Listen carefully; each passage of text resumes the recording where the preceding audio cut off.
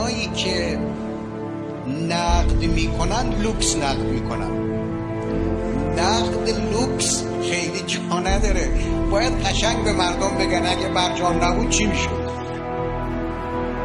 In order to even try to do that, we would have to sanction, for example, some of the world's largest banks. So we'd have to cut off countries like China from the American financial system. And since they happen to be major purchasers of our debt, such actions could trigger severe disruptions in our own economy. And they will not join us if we're demanding even greater sacrifices and threatening their businesses and banks.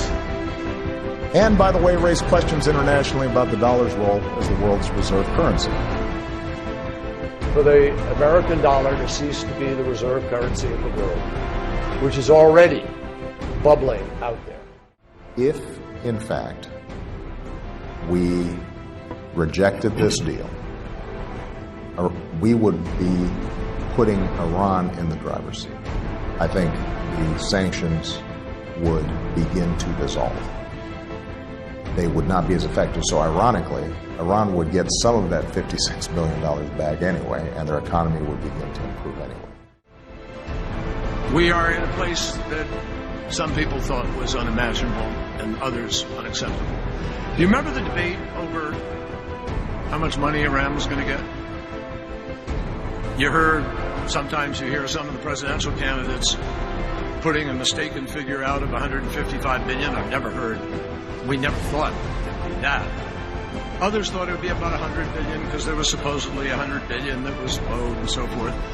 We calculated it to be about $55 billion when you really take a hard look at the economy and what is happening. Guess what, folks? You know how much they have received to date? As I stand here tonight, about $3 billion. I certainly am pleasantly surprised that the Iranians have agreed to so much here in terms of the inspection regime, the reduction as far as the centrifuges, the stockpile, what they're doing with the Iraq reactor. All of that, I think, is really quite exciting. The military option would remain on the table, but the fact is that military option would be enhanced because we've been spending the intervening number of years gathering significantly more detail about Iran's nuclear program. So when it comes to the targeting decisions that can be made by military officials, either in Israel or the United States, those targeting decisions would be significantly informed, and our capabilities improve based on the knowledge that has been gained in the intervening years through this inspections regime.